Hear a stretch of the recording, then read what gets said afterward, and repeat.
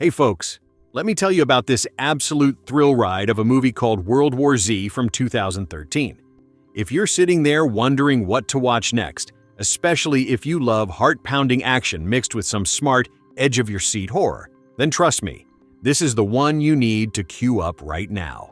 I'm here as your guide through all the ins and outs of this film, and by the end of this, you'll be convinced that World War Z isn't just another zombie flick. It's a global spectacle that redefined the genre, packed with star power, massive production values, and enough behind-the-scenes drama to make its own movie. And the best part?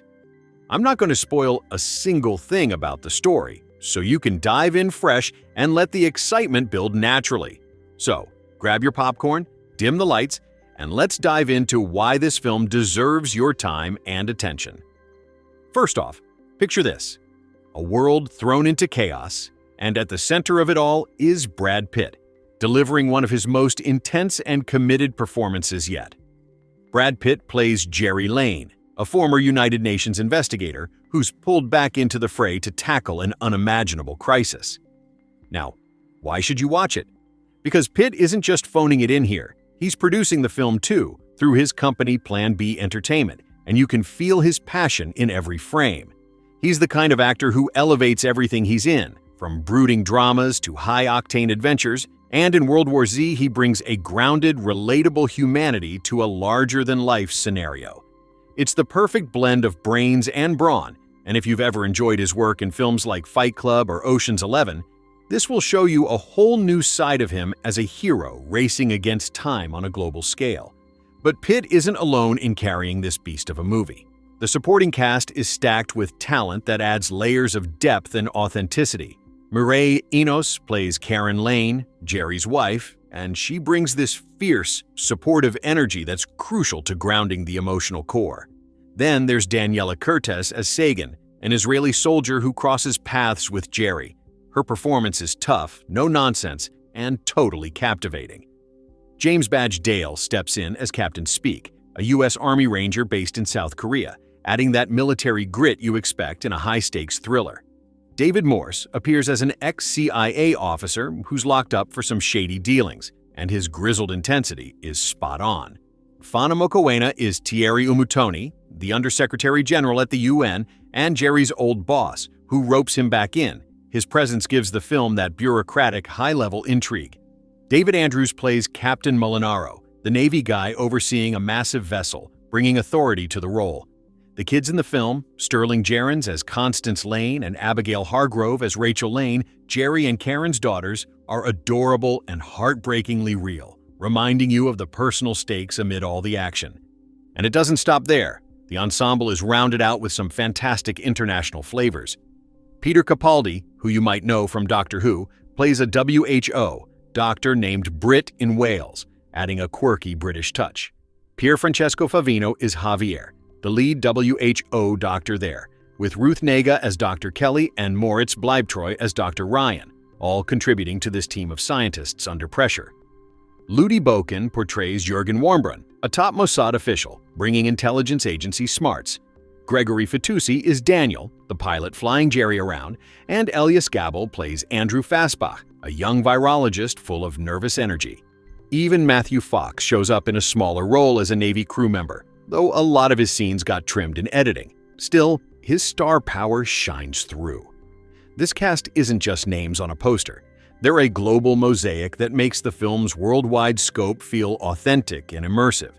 Watching them interact is like seeing the world come together in crisis, and that's what makes World War Z so compelling. It's not just about the thrills, it's about humanity's resilience. Now let's talk about the man behind the camera, director Mark Forster. You might recognize him from films like Monsters Ball or Finding Neverland, where he showed his knack for blending drama with visual flair. For World War Z, Forster signed on back in 2008, envisioning it as a throwback to those gritty 1970s conspiracy thrillers like All the President's Men, with a dash of the Bourne Identity's fast-paced espionage. He wanted a massive international canvas with political undertones, and boy, does he deliver. Under his direction, the film clocks in at 116 minutes of non-stop tension, all in English, but with accents and locations that span the globe. It's his ability to handle spectacle while keeping things smart that sets this apart.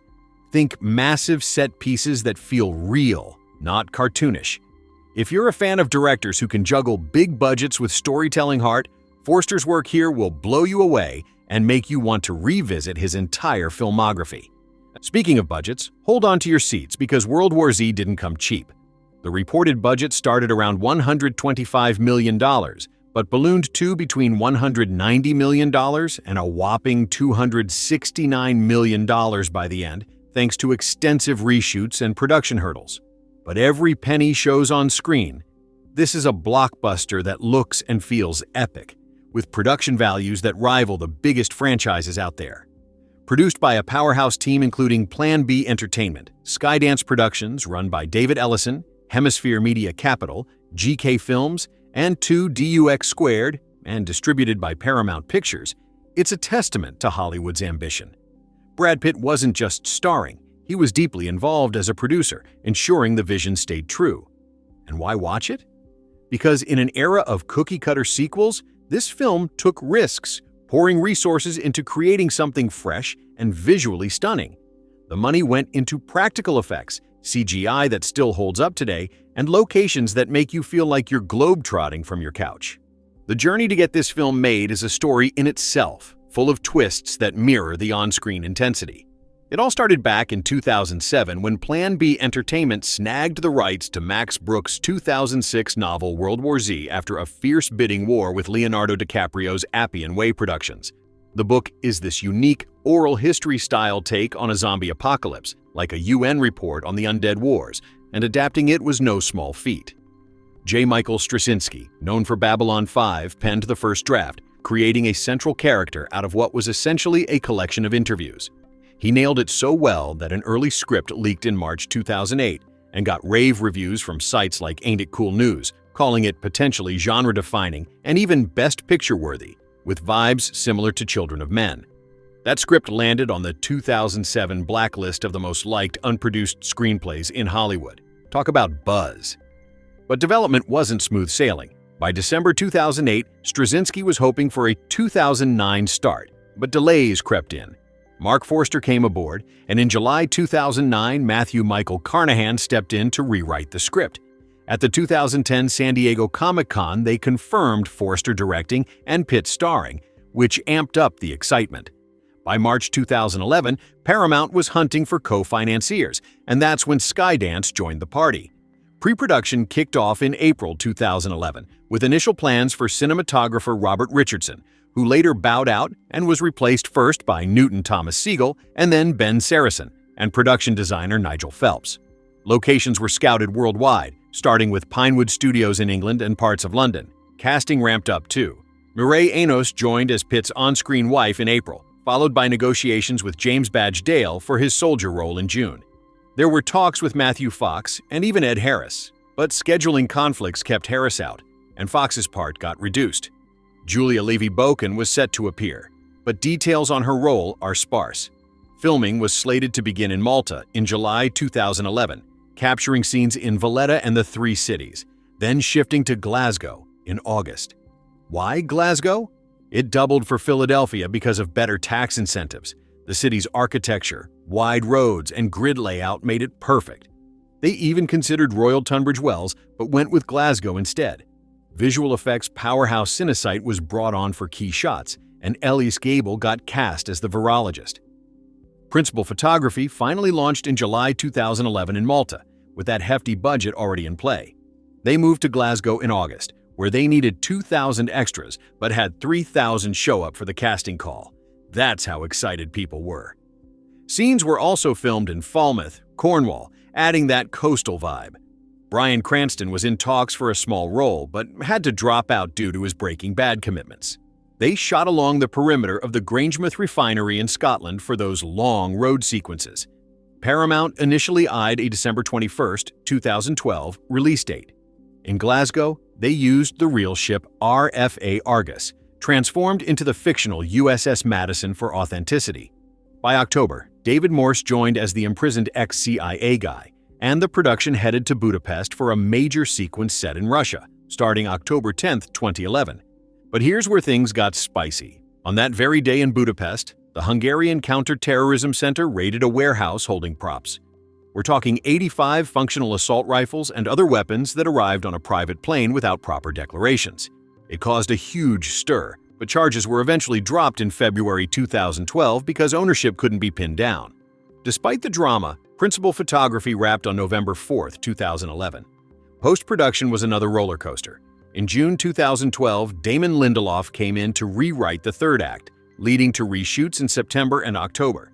He identified script issues and missing footage, so they decided to film an additional 30 to 40 minutes. Drew Goddard polished it up in July, and these changes pushed the budget sky high. The original Budapest scenes, which had Pitt as this warrior hero in a Red Square battle, were mostly cut to tone down political elements and keep it as a crowd-pleasing blockbuster. Extra filming happened at the Pfizer building in Sandwich, Kent, for some key interiors. Even more tweaks came in March 2013, when a scene implying the outbreak's origin in China was changed to avoid issues with distribution there. And in June 2013, the film got rejected by Chinese censors outright. Talk about international hurdles. But these challenges only made the final product stronger, proving that great art often comes from overcoming obstacles. Why does this matter for you as a viewer? Because all this behind-the-scenes grit translates to a polished, adrenaline-fueled experience that's worth every minute. It's a reminder that movies like this don't just happen. They're forged in the fire of creativity and perseverance. Let's not forget the music, which amps up the suspense to 11. Composer Marco Beltrami, who signed on in December 2011, crafted an original score that's tense, orchestral, and perfectly suited to the film's global panic. You'll hear influences that build dread without overwhelming the action. The British rock band Muse contributed tracks too.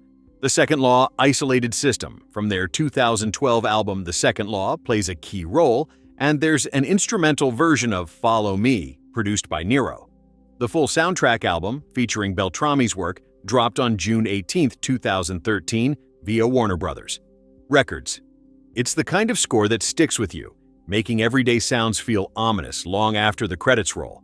If soundtracks are your thing, this one enhances the viewing experience immensely, drawing you deeper into the world's unraveling. When it came to release, World War Z didn't sneak out quietly. Originally planned for December 21, 2012, it got bumped to June 21, 2013, to make way for Tom Cruise's Jack Reacher. Smart move, as it allowed more time for those reshoots. The world premiere happened at the Empire Cinema in Leicester Square, London, on June 2, 2013, with Brad Pitt and the team turning heads on the red carpet. Pitt even surprised fans with unannounced screenings in Atlanta, Philadelphia, Chicago, and Austin on June 6th, building massive hype.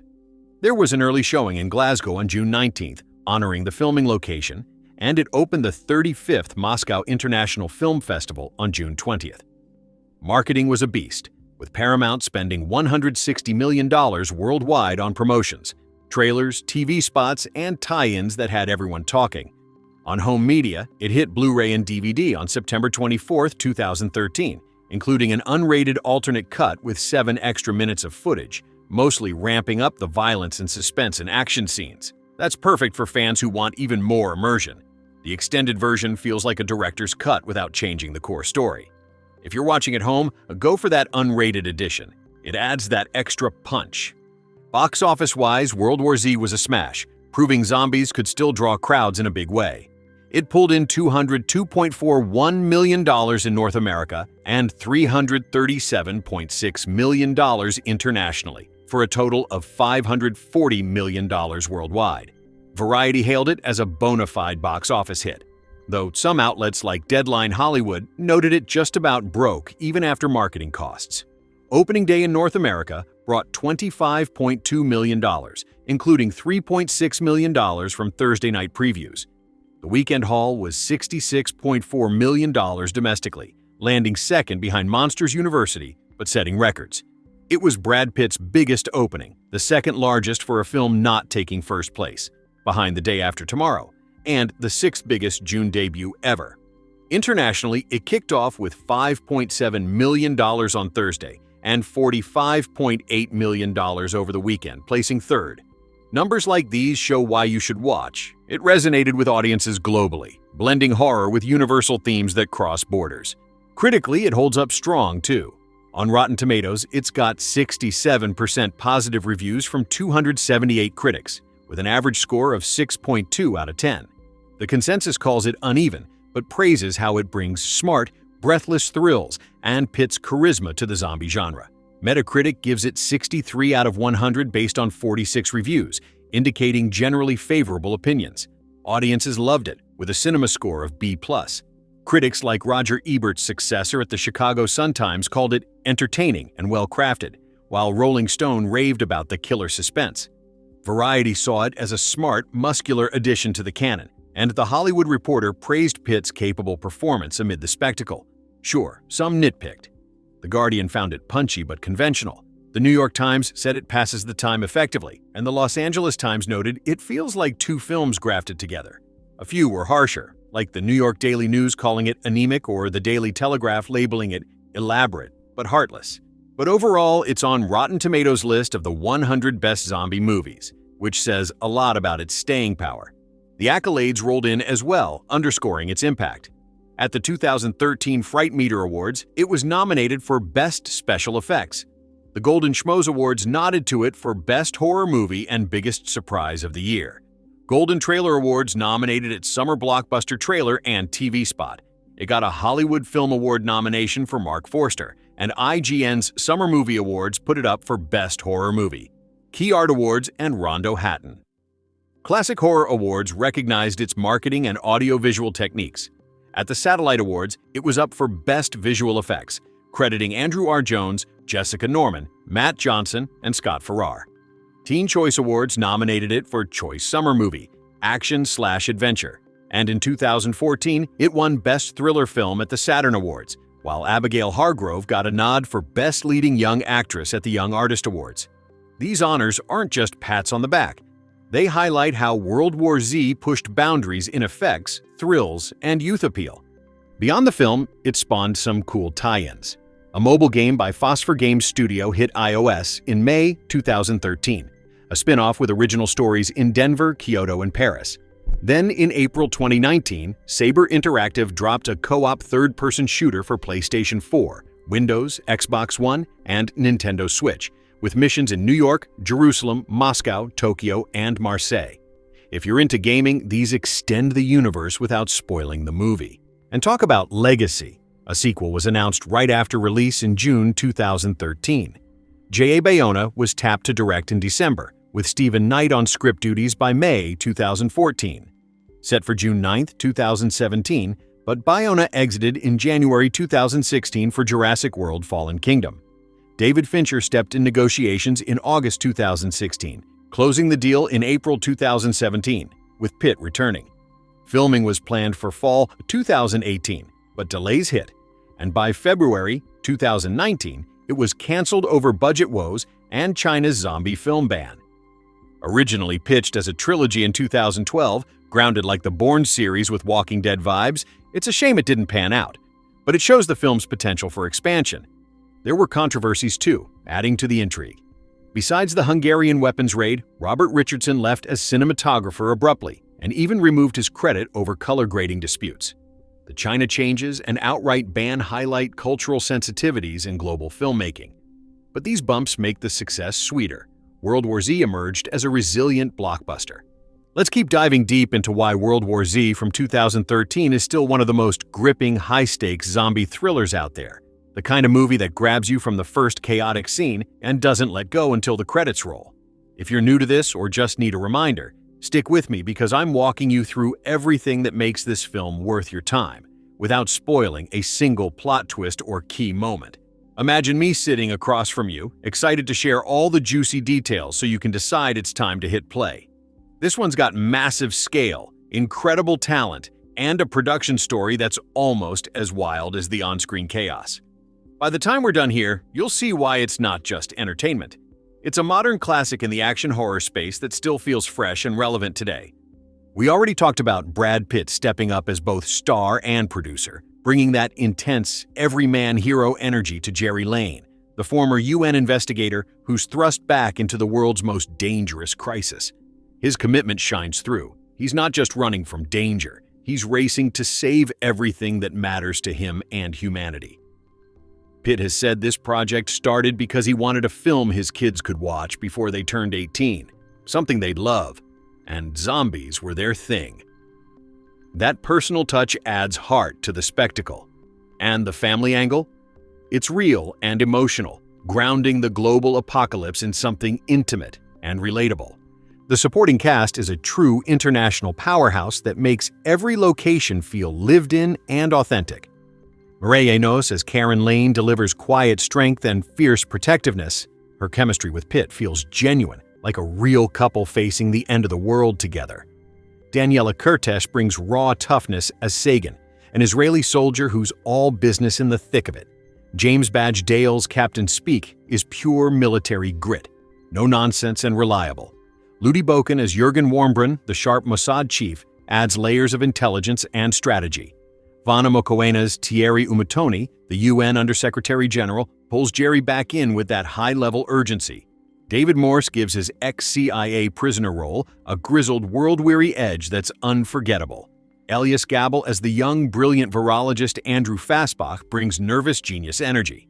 Peter Capaldi, pre-Doctor Who fame for many, plays a WHO doctor in Wales with that signature dry wit. Pier Francesco Favino, Ruth Negga, and Moritz Bleibtreu round out the WHO team, each adding expertise and tension. Matthew Fox has a smaller but memorable role as a parajumper, even if some scenes got trimmed. Then there are the kids, Sterling Gerrans and Abigail Hargrove as Jerry and Karen's daughters, who steal your heart and remind you what's truly at stake. Even smaller parts like Tim Barrington as a UN delegate or Jane Perry in a brief role fill out this massive ensemble without feeling crowded.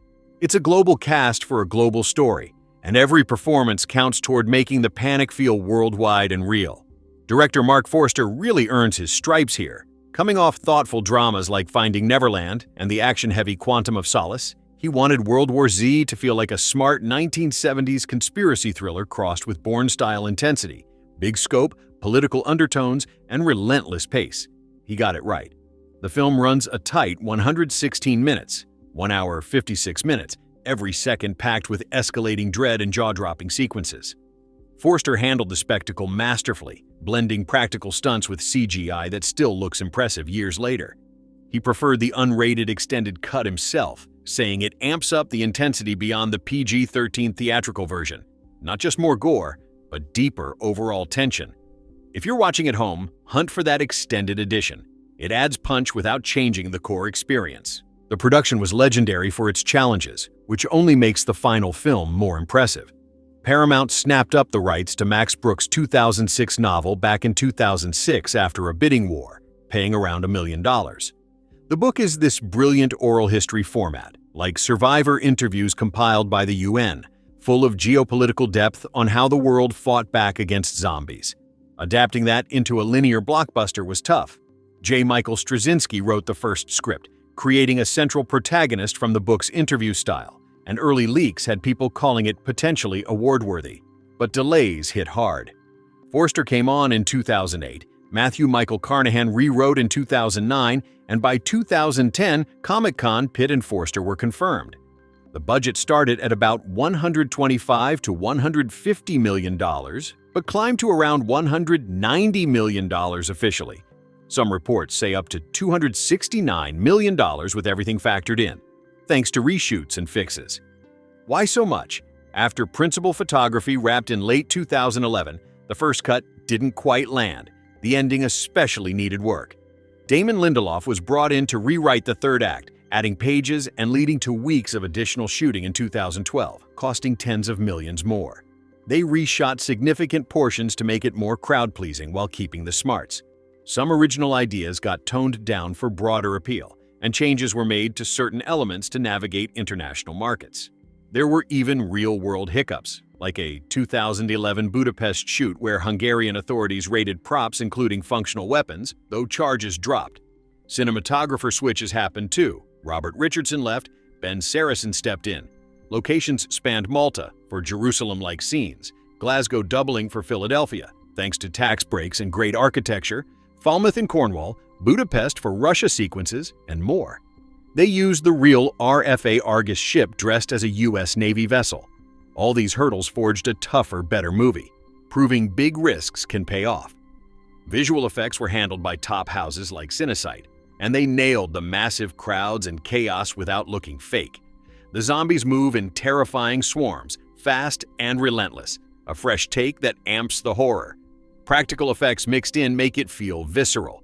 Marco Beltrami's score builds dread perfectly. Tense strings, pounding percussion, orchestral swells that make your heart race. Muse contributed The Second Law isolated system, which fits the apocalyptic vibe like a glove, plus other tracks that heighten the mood. The soundtrack album is worth a listen on its own. Release was smart, premiered in London. June 2, 2013, opened the Moscow Film Festival, surprise screenings in US cities to build buzz. Theatrical drop. June 21, 2013, after a push from December 2012 for those reshoots. Marketing budget hit around $160 million worldwide. Trailers everywhere, tie-ins that had fans hyped. It paid off huge, $202.4 million domestic, $337.6 million international, total $540 million worldwide. That's the highest-grossing zombie movie ever at the time. Brad Pitt's biggest domestic opener then, and a solid hit considering costs. It beat expectations in a summer crowded with blockbusters. Critics gave it 67% on Rotten Tomatoes, averaged 6.2 out of 10 from nearly 300 reviews, calling it uneven but thrilling, with Pitt's charisma and smart action carrying it. Metacritic 63 out of 100, generally favorable. Audience cinema score B+. People loved the pace and spectacle. Roger Ebert's site found it entertaining and well-made. Rolling Stone praised the suspense. Variety called it muscular and smart. Some said it felt like two films stitched together or conventional, but most agreed it's breathless fun that revives the genre realistically. It landed on lists like Rotten Tomatoes' Best Zombie Movies. Awards followed. Saturn Award win for Best Thriller Film in 2014. Nomination for Pitt as Best Actor. MTV Movie Award for Pitt's Best Scared as Acid Performance. Noms at Critics' Choice, Satellite for Visual Effects, Teen Choice, Fright Meter for Effects, Golden Trailer, Key Art, Rondo Hatton, Young Artist for Abigail Hargrove. It earned respect across the board. Fun trivia, Pitt wanted a family-friendly zombie flick. PG-13 toned it down. The book and movie share mainly the title. Film goes action hero, while book is documentary style. Filming drew 3,000 extras in Glasgow when they asked for 2,000. An unrated cut adds intensity. Sequel talks happened, Bayona, Fincher attached at points, but budget and other issues killed it. Games spun off, mobile in 2013, co-op shooter in 2019. China banned it initially over origin implications, leading to tweaks. Let's keep rolling with more reasons why World War Z from 2013 is the zombie thriller you absolutely need to experience, especially if you're craving something that feels massive, urgent, and surprisingly thoughtful amid all the chaos. I'm your narrator here, walking you through every layer of this film like we're chatting over late-night coffee, building the case so you can jump in spoiler-free and get totally hooked. This movie isn't just about hordes of the undead. It's about how the world reacts when everything falls apart, and that's what makes it stick with you long after. So settle in as we uncover even more gems, the wild filming spots that brought the apocalypse to life, the tweaks that made the home version punchier, quirky trivia that adds flavor, and why its success proved doubters wrong. One of the coolest things about World War Z is how it turned real-world places into hotspots of global panic, making the story feel truly worldwide without ever feeling fake. The opening mayhem in what looks like Philadelphia, that was shot right in the heart of Glasgow, Scotland. Picture this. Cochrane Street got gridlocked with cars for those tense family moments in traffic. Then the action explodes into George Square, where the city's grand chambers stood in for Philly's City Hall. Streets around there were shut down for days, and locals turned out in droves. Over 3,000 extras showed up when they only asked for 2,000, which tells you how much buzz there was even during filming. Glasgow's wide roads and historic vibe made it a perfect double for an American city in crisis, thanks to those sweet tax incentives too. Then there's the intense Jerusalem sequences, those massive walls and chaotic crowds. Filmed around Valletta in Malta, with Fort St. Elmo playing a key role as part of the fortified city feel. Malta International Airport at Lucca doubled for Atarat Airport near Jerusalem, adding that authentic Mediterranean edge. The production hopped to Budapest, Hungary, for major sequences, including what was originally a huge climactic set piece that got reworked later. They built sets for things like bridges and squares at disused spots like Bovingdon Airfield in Hertfordshire, England, an old WWIIRAF base that's hosted tons of films over the years. Falmouth Docks in Cornwall stood in for a massive naval vessel in the Atlantic, using the real RFA Argus dressed up as a U.S. ship for those high seas moments. Discovery Park in Sandwich, Kent, the old Pfizer Labs, became the WHO research facility interiors during reshoots, perfect for those tense lab scenes. Blaenau Festiniog in Wales, Lulworth Cove in Dorset, even bits around Hayes in West London for quieter village walks after a crash landing. The Grangemouth Refinery in Scotland provided those long, eerie road shots. All these locations weren't just backdrops. They gave the film that international pulse, making every jump from one crisis zone to another feel earned and immersive. Watching it, you really believe the outbreak is hitting everywhere at once. Now, if you're planning to watch at home, and you should, go straight for the unrated extended cut on Blu-ray or wherever it's streaming. It's about 7 minutes longer than the theatrical PG-13 version, clocking in around 122 minutes, and those extra bits make a noticeable difference. They amp up the intensity with more violent, gorier takes on the action sequences. Think extended zombie attacks with added blood, headshots, severed limbs in spots, and alternate or re-edited shots that crank the horror without changing the story beats. No new plot lines or big revelations, but it feels more like a proper zombie movie, less restrained for family audiences. Brad Pitt himself was excited about this version, saying it gives viewers even more of the action and edge they loved in theaters. The theatrical cut had to tone things down for that PG-13 rating, so the unrated one brings back the teeth, literally and figuratively. If gore and visceral thrills matter to you, this is the way to go. It's widely seen as the superior experience, putting more punch into those swarm scenes and close calls, diving into some fun trivia that makes rewatching even better. Brad Pitt got into this project because he wanted a movie his kids could see before they hit 18, one they'd actually enjoy, and zombies were their obsession at the time. That personal motivation shines through in the family-focused stakes.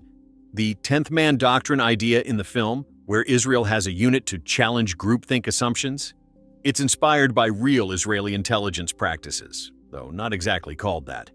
When characters debate an axe versus a baseball bat as weapons, that's a direct nod to Max Brooks's Zombie Survival Guide, which weighs in on why both beat guns in certain scenarios. Peter Capaldi's WHO doctor role is a fun early glimpse of his future Doctor Who energy, dry, clever, and spot on. The zombies' super-fast swarm behavior came from careful choreography called jerky motion, training extras to move in terrifying, unpredictable ways. And that infection timeline, counting to 12 seconds from bite to turn, it's consistent and ramps up the dread every time.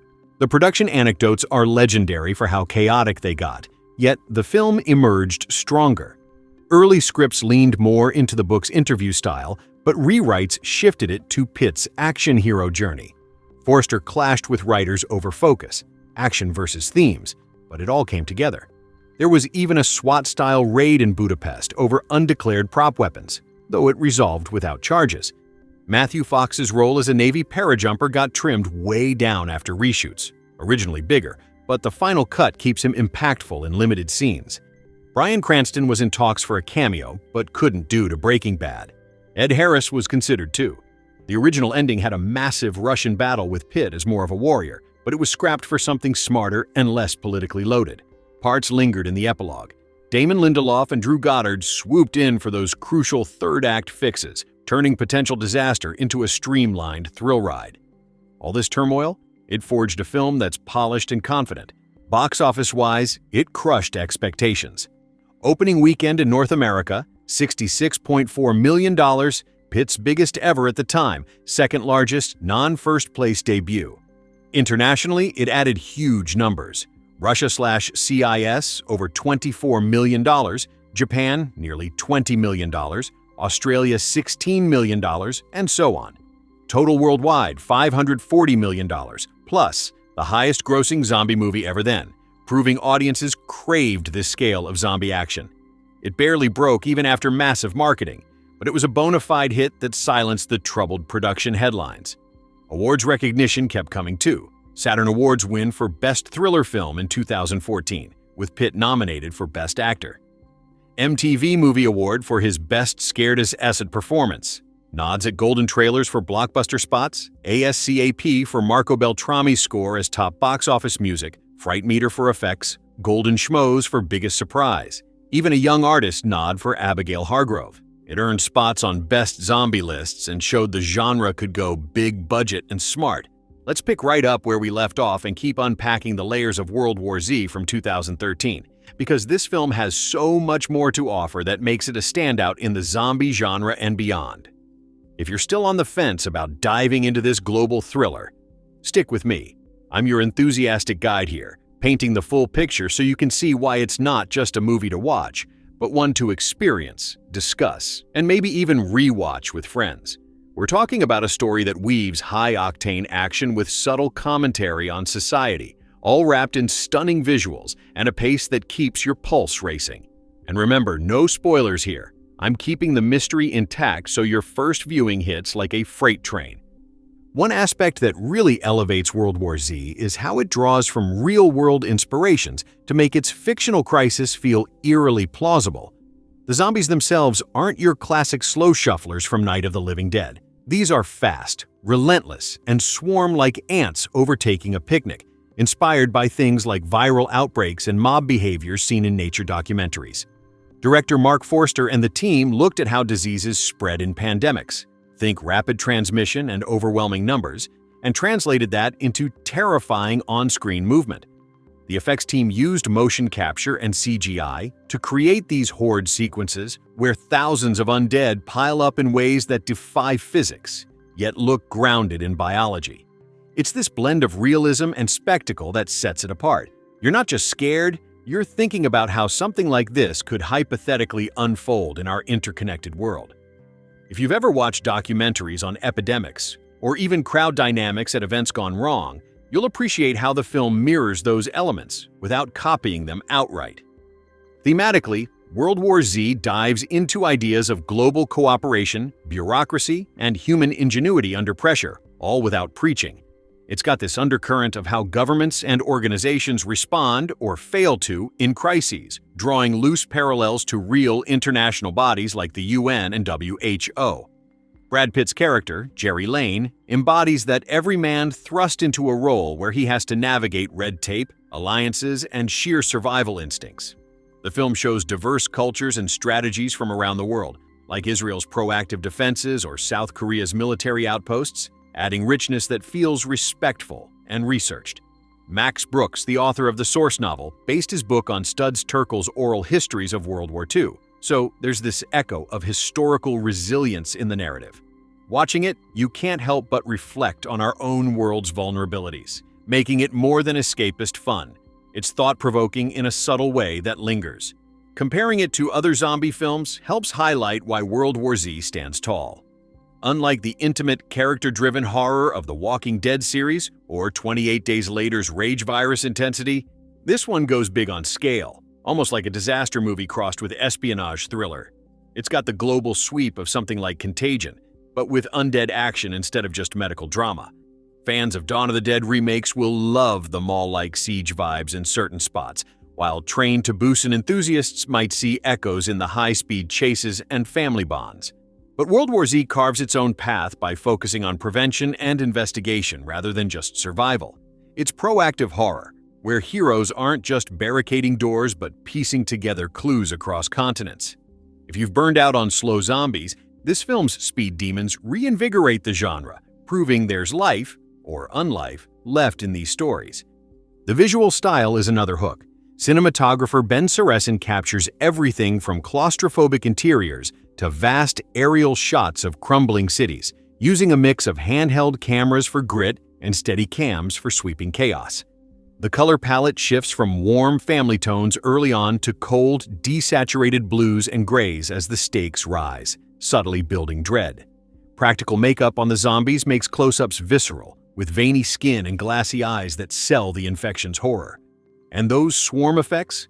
Industrial Light and Magic and other VFX houses like MPC and Cinesite spent months simulating physics-based crowds, where each zombie reacts dynamically, like water flowing over obstacles.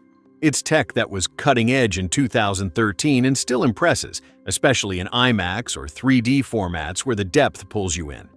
If you're a tech geek or just love movies that look expensive, this one's a feast for the eyes. Sound design plays a huge role too, often overlooked but crucial here. The audio team crafted layers of eerie silence broken by sudden roars, distant screams, and the thunderous patter of thousands of feet. Gunfire echoes realistically, helicopters thrum with power, and subtle cues like a ticking clock or labored breathing amp the tension. Marco Beltrami's score weaves in electronic pulses for urgency and swelling strings for emotional beats, perfectly syncing with the visuals. Muse's tracks add a modern rock edge, making key moments feel epic. On a good sound system, it's immersive, like being in the middle of the pandemonium. That's why I recommend watching with headphones or surround sound. It turns a viewing into an event. Fan reception has been fascinating over the years. While some purists of the book lamented the shift from anthology-style interviews to a single hero narrative, most embraced the blockbuster energy. Online forums buzz with discussions on the zombies' behavior, like how they ignore certain things, no spoilers, but it's a clever twist, or debates on the best survival strategies shown. Cosplay from the film pops up at cons, with fans recreating military gear or the iconic Jerusalem wall scenes. It's inspired fan art, theories on sequels that never came, and even academic papers on its portrayal of pandemics, especially post-2020 when real events made it hit differently. If you're into community aspects, jumping into Reddit threads or YouTube breakdowns after watching ads layers, people dissect the geopolitics or hidden Easter eggs, like nods to Brooks' zombie survival guide. Speaking of the book versus movie, it's worth noting how they complement each other without one overshadowing the other. Max Brooks' novel is this brilliant pseudo-documentary collection of survivor tales from around the world, emphasizing satire on politics, economy, and culture during a zombie war. The film takes the title, the undead concept, and a few key ideas, like the virus's origins and global responses, but streamlines it into a taut thriller. Brooks himself was involved early on, giving input, and while he noted the differences, he appreciated the adaptation's spirit. If you love the movie, grab the book for deeper lore. It's like expanding the universe with untold stories. There's also an audiobook version narrated by a star-studded cast including Mark Hamill and Henry Rollins, which feels like a radio drama extension. The marketing campaign was genius, building hype without giving away too much. Trailers focused on the swarms and Pitt's intensity, with taglines like "The End Begins" teasing the scale. Paramount rolled out viral videos simulating news reports of outbreaks, blurring lines between fiction and reality. Clever stuff that got people talking. Comic-Con panels, behind-the-scenes featurettes, and tie-in novels kept the momentum. It all culminated in that London premiere where Pitt walked the red carpet with Angelina Jolie, turning it into a star-studded event. Surprise screenings in US cities let fans see it early, creating word-of-mouth gold. On the legacy front, World War Z influenced later works. Think the fast zombie trend in games like Days Gone or films like Army of the Dead. Its global focus paved the way for more international blockbusters, showing Hollywood that diverse settings sell.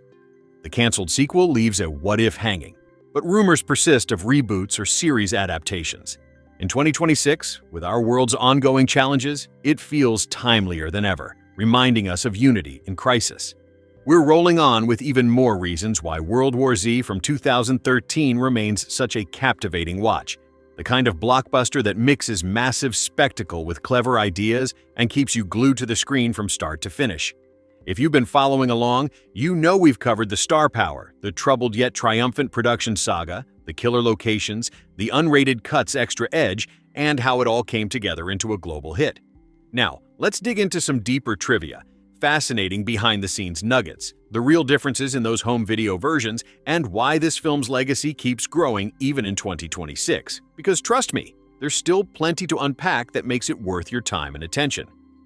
One of the most mind-blowing things about World War Z is how much of its chaos happened off-screen, turning the making of the movie into its own kind of survival story. Brad Pitt has openly shared that the whole project kicked off because he wanted a fun zombie flick his kids could watch before they turned 18, something they'd actually love, and zombies were their jam at the time. That family-driven motivation adds a sweet layer to Jerry Lane's desperate quest to protect his own loved ones amid worldwide collapse. It's not just action, it's personal stakes that hit home. The film's zombies got a fresh twist that shocked a lot of people. Those fast, swarming hordes weren't pulled from thin air. The team drew inspiration from real phenomena like viral spread patterns and animal behaviors in nature docs, creating jerky motion choreography for the extras to make them move in unpredictable, terrifying ways. No slow Romero shufflers here. These undead overwhelm like a tidal wave, piling up in physics-defying stacks that still look believable thanks to top-tier VFX from houses like MPC, CineSite, and Industrial Light and Magic. Scenes like the Jerusalem wall breach or the plane chaos feel visceral because the movement is grounded in something almost scientific. It's horror that makes you think about how fast real pandemics can escalate. Speaking of real-world ties, the 10th Man doctrine mentioned in the film, where Israel has a special unit to challenge assumptions and avoid groupthink, is loosely based on actual practices in Israeli military intelligence, though the name is fictionalized. It's a cool nod to how nations prepare for worst-case scenarios, adding that layer of geopolitical realism that echoes Max Brooks' original novel without copying it verbatim. The book, by the way, is this brilliant oral history-style collection of survivor interviews full of satire on politics, economics, and culture during a zombie war. Think Studs Terkel meets the undead. The movie keeps the title and core concept, but pivots to a single hero thriller. Brooks was consulted early and appreciated the adaptation's energy, even if it's worlds apart stylistically. If you dig the film, the audiobook version with voices like Mark Hamill and Henry Rollins is a fantastic companion piece, expanding the lore like bonus survivor tales. Now, let's get specific on that unrated extended cut everyone raves about. It's the one to seek out for home viewing. Clocking in at around 122 minutes, about 7 minutes longer than the theatrical PG-13's 116 minutes. It doesn't add new plot lines or major revelations, but it ramps up the intensity big time. We're talking extended zombie attack sequences with more gore, blood splatters, headshots, severed limbs, and alternate or re-edited shots that crank the horror without holding back. Some scenes get extra violence in close calls or swarm moments, making it feel more like a traditional zombie flick, less restrained for broader audiences. Brad Pitt himself hyped it, saying it gives fans even more of the action and edge they loved in theaters. The theatrical version toned things down for that PG-13 rating, so the unrated edition brings back the bite, pun intended. Critics and fans often call it the superior experience because it addresses one big complaint. The original felt a bit tame compared to gorier zombie classics. No massive changes to dialogue or story, just more visceral punch that enhances the thrills. Filming locations deserve another shout-out because they turned Europe into a convincing global apocalypse. Malta's Valletta and Fort St. Elmo stood in for Jerusalem's fortified walls and chaos. Those ancient stone structures gave the siege scenes epic scale. Glasgow, Scotland, doubled for Philadelphia with its wide streets and grid layout. Cochrane Street got jammed with American cars and fake shop fronts, while George Square became the heart of the initial Outbreak mayhem. They needed 2,000 extras there, but got 3,000 showing up. Talk about local enthusiasm. Budapest handled Russian-flavored sequences, though the original massive battle got reworked, and Falmouth Docks in Cornwall became a massive naval vessel using the real RFA Argus dressed as a USC ship. Discovery Park in Sandwich, Kent, former Pfizer Labs, hosted WHO facility interiors during reshoots. Blaenau Festiniog in Wales provided quiet village walks post-crash. Lulworth Cove in Dorset stood in for coastal bits, and disused spots like Bovingdon Airfield in Hertfordshire built sets for bridges and squares. Even Hanningfield Water Treatment Works in Essex doubled for camps. This patchwork of real places made the globe-trotting feel authentic. No green screen overload. The legacy? It's still strong. World War Z pulled in $540 million worldwide, $202 million domestic, $337 million international. making it the highest-grossing zombie film ever at the time. And it held that crown for years. Brad Pitt's biggest domestic opener back then, second-largest non-first-place debut, and a summer smash despite competition.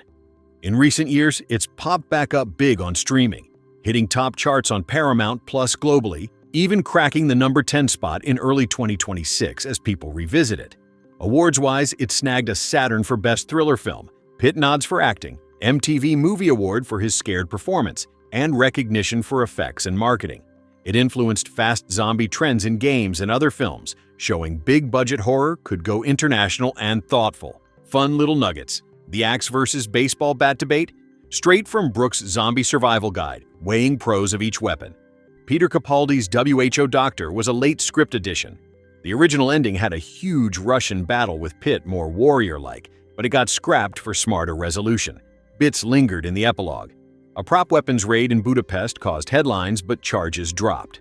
The plane switches between an Antonov AN-12 and C-130 in goofs. But hey, details. And yeah, it was planned as a trilogy starter, grounded like Bourne with Walking Dead vibes, but budget and market issues killed the follow-up. Let's keep the momentum going and dive even deeper into why World War Z from 2013 is the kind of movie that hooks you hard and refuses to let go, especially now in 2026 when it's surging back on streaming and feeling more relevant than ever.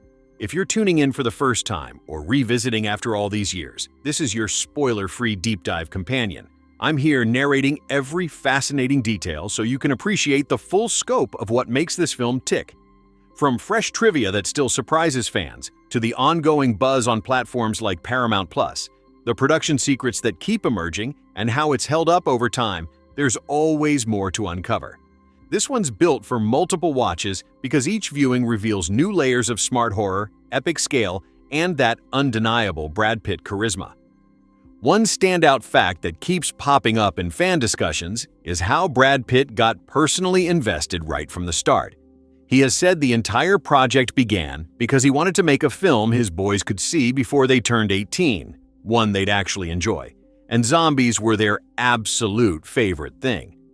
That fatherly spark adds a genuine warmth to Jerry Lane's drive to protect his family while saving the world. It's not just another action role for Pitt. It's rooted in something real, which makes the emotional beats land harder amid the chaos.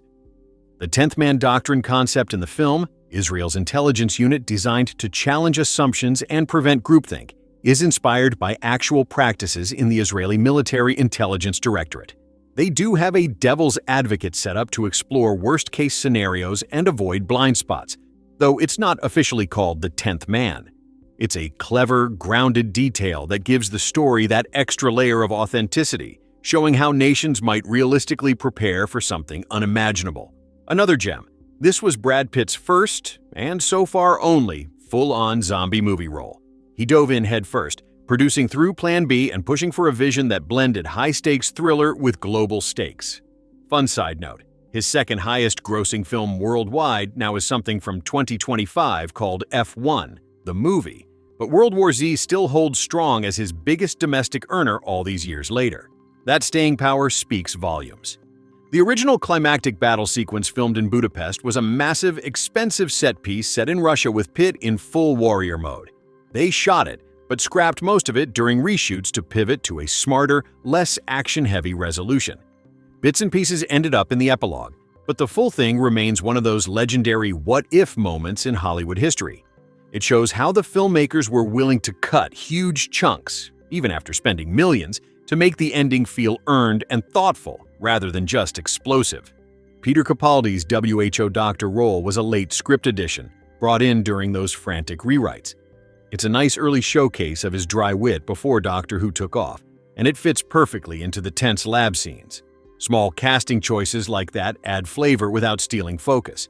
On the unrated extended cut front, still the go-to version for most fans, it's roughly 7 minutes longer, about 122 minutes total, versus the theatrical 116.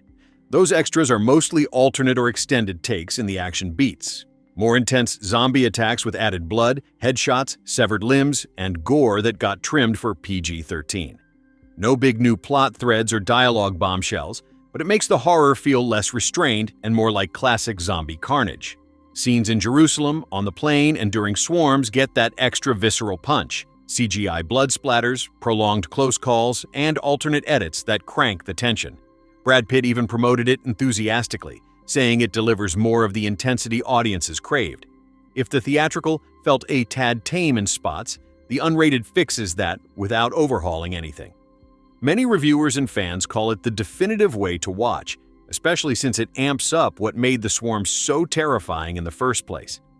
As of right now in early 2026, World War Z is riding a fresh wave on streaming. It's available to watch on Paramount Plus and has been climbing charts globally, especially in places like Central and South America, where it's hitting top 10 spots in multiple countries. In the US and elsewhere, it's easy to stream or rent digitally too. That resurgence isn't random. Post-pandemic reflections on outbreaks, plus the film's smart take on global response, make it hit different today. It's not just nostalgia. It's a reminder of resilience and clever problem-solving when everything goes sideways. The book's influence lingers too. Max Brooks' novel is this mock oral history of survivor interviews, packed with geopolitical satire on how the world bungled and then fought back against zombies. The movie keeps the outbreak premise and a few ideas, like the fast infection timeline, but shifts to a linear hero's journey. Brooks was okay with the changes, noting adaptations have to evolve. If the film grabs you, the book, or its star-studded audiobook, is the perfect next step for deeper world-building. Little goofs and Easter eggs keep fans coming back. The plane switches models mid-scene in one continuity slip, or how the nuclear flash in the distance nods to implied real-world conflicts without spelling it out. The axe versus baseball bat weapon chat? Pulled straight from Brooks's zombie survival guide, debating practicality in a crisis. We're still rolling strong on World War Z from 2013, unpacking every last bit that makes this zombie epic such a must-watch thrill ride even today in 2026. If you've stuck with me this far, you know the drill. No spoilers, just pure enthusiasm as your narrator hyping up why this film deserves prime spot on your watch list right now. With it climbing streaming charts again and feeling eerily timely, let's layer on more trivia. Production wildness, goofs that fans love spotting, and how its influence keeps echoing through pop culture. This movie's story is as resilient as its on-screen survivors, full of twists, triumphs, and details that reward every rewatch. A classic bit of trivia that always gets a chuckle. The weapon choice scene where characters debate an axe versus a baseball bat, with the line, "There are merits to each." That's a direct wink to Max Brooks' zombie survival guide, where he breaks down why both could be solid picks in a crisis. Practical, no-nonsense survival logic that fits the film's grounded vibe perfectly. It's one of those subtle nods to the source material that book fans spot and smile at, even though the movie veers far from the book's anthology style. Another fun one, the Israeli 10th Man Doctrine isn't exactly real under that name, but Israel's Military Intelligence Directorate does have a real devil's advocate office to poke holes in assumptions and fight groupthink on worst-case scenarios. They call it something else, but the concept is spot-on authentic, adding that layer of believable strategy to the film's global responses. It's smart world-building that makes the chaos feel like it could happen tomorrow. Brad Pitt's personal stake in the project is legendary at this point. He flat out said the whole thing started because he wanted a zombie movie his boys could watch before turning 18, one they'd actually love, since zombies were their obsession. That dad energy infuses Jerry Lane's arc with real heart. It's not just globe-trotting action, it's a father racing to keep his family safe while the world unravels. Pitt's second highest grossing film worldwide now is his 2025 racing drama F1, the movie, but World War Z still reigns as his top domestic earner all these years later, proof of its lasting pull. On the goof side, eagle-eyed viewers love catching these. The plane Jerry flies in flips between an Antonov AN-12 and a Lockheed C-130 Hercules mid-sequence. Continuity slip that doesn't ruin the tension but gives fans something to chuckle over. Or that motorcycle cop in the opening traffic jam. He pulls up, warns Jerry to stay in the car with nothing but gridlock behind him, then seconds later gets plowed by a massive dump truck that somehow appears out of nowhere in a blocked street. Classic editing quirk in the frenzy of the opening chaos. And the escape plane from Israel is listed as an A310, but the interior shots match a Boeing 777, Small details that pop up in rewatches and spark endless online debates. Behind-the-scenes horror stories are endless with this one. The production was a nightmare from top to bottom at times. Millions in unpaid debts from the Malta shoot because paperwork got lost in a drawer. They filmed an entire massive Russian battle sequence in Budapest that everyone later admitted didn't fit the script, scrapping most of it after the fact. VFX supervisor John Nelson, an Oscar winner for Gladiator, clashed with director Mark Forster over creative differences and got replaced in post. Rumors flew about Pitt and Forster not speaking on set, though Forster downplayed it as no big drama. The third-act rewrite by Damon Lindelof and Drew Goddard came after the initial cut felt too dark and depressing. Studio execs pushed for something more hopeful and crowd-pleasing. All that turmoil ballooned the budget from around $125 million to $190 million, some say up to $269 million with everything, but it forged a tighter, more accessible film. The reshoots in 2012 were grueling, but they paid off in the final product's polish. The zombies' creation was a mix of practical and digital wizardry. Hundreds of stunt performers were choreographed for those massive swarm scenes, not all CGI. They moved in jerky motion patterns to mimic unpredictable, terrifying group behavior, inspired by nature docs on viral spreads and animal herds. Once plates were shot, VFX teams layered in thousands of digital undead with realistic hair, cloth simulation, and physics, so they piled up like water over barriers. It was meant to feel documentary real, not cartoonish. Forster wanted that gritty news footage edge.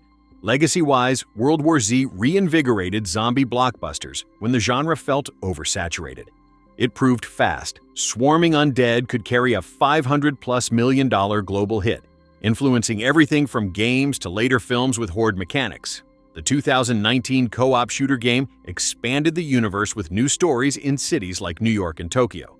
Even now, in 2026, fan-made trailers and concept ideas for a World War Z2 pop up online with Pitt returning alongside big names. Though the official sequel got canned years ago over budget and market issues, including China's restrictions. The original stands as the highest-grossing zombie movie for a long stretch, and its take on pandemics and international cooperation hits harder post-real-world events. Streaming-wise, as of right now in February 2026, it's widely available on Paramount+, including channels like AMC Plus and Paramount Plus Premium. Plus, you can rent or buy on Amazon Video, Apple TV, Fandango at home, and more. It's popping up on YouTube TV, Spectrum On Demand, and even free spots on Plex in some regions, easy to jump into anytime. We're powering through even more of what makes World War Z from 2013 such an endlessly fascinating and rewatchable zombie blockbuster. The one that turned a troubled production into a global phenomenon that's still pulling crowds on streaming in 2026. If you're here for the full scoop without a single spoiler, I'm your narrator laying it all out. More trivia gems, production chaos details that keep surfacing, those little goofs fans obsess over, and how the film's legacy keeps evolving right up to today. This movie's got layers upon layers, and every new fact just makes you want to hit play again. One trivia point that always stands out, the axe versus baseball bat moment where characters weigh the merits to each as weapons, is a straight Easter egg from Max Brooks' Zombie Survival Guide. In the book, he dedicates serious thought to why both tools could be effective in a pinch. Quiet, reliable, no ammo issues. And the film slips it in so naturally that book fans get that instant grin of recognition. It's a tiny bridge between the source material and the movie's action hero style.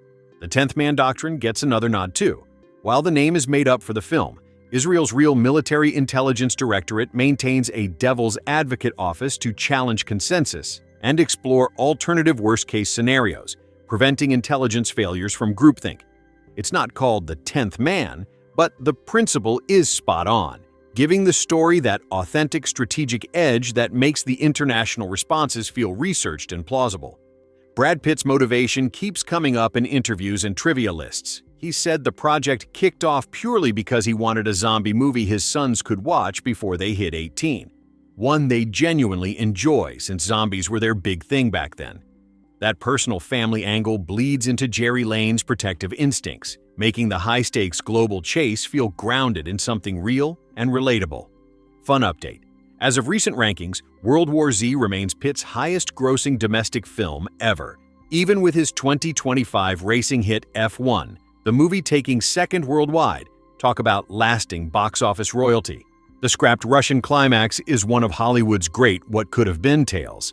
They poured serious money into filming a massive battle sequence in Budapest, with Pitt in full-on warrior mode amid the undead hordes. Everyone involved later admitted, with hindsight, it didn't gel with the script's tone. Too dark, too explosive in the wrong way, so most got cut during reshoots. Fragments made it into the epilogue as glimpses of ongoing fights elsewhere, but the full thing remains buried footage that fans still speculate about. It highlights how the team prioritized a smarter, more hopeful payoff over spectacle, even after the investment. Peter Capaldi's WHO doctor role?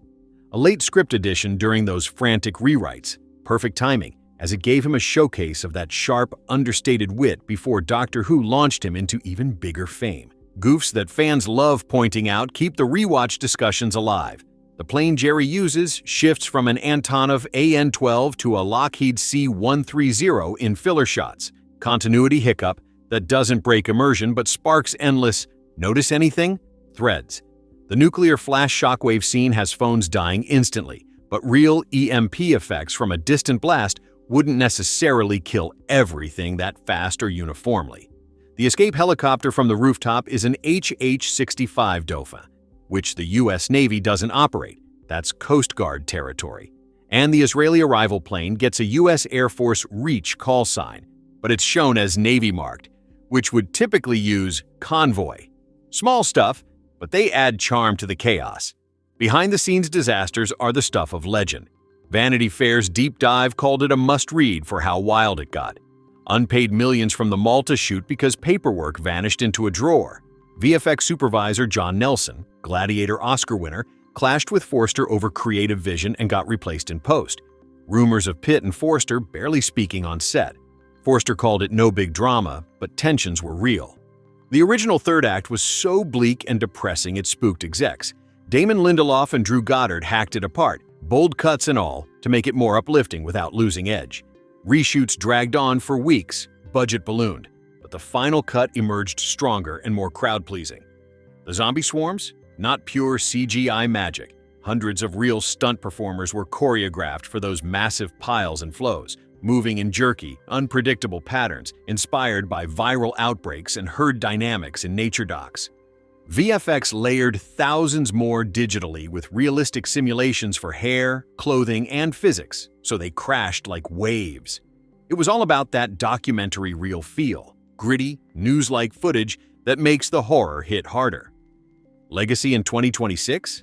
Still massive. It grossed over $540 million worldwide. $202 million domestic, $337 plus international, holding the crown as highest-grossing zombie film for a long time and proving the genre could go full blockbuster.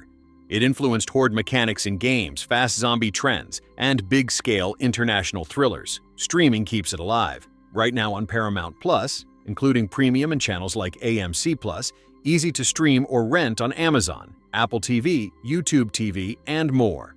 It's climbing charts again, especially post-pandemic reflections making its global crisis themes resonate fresh.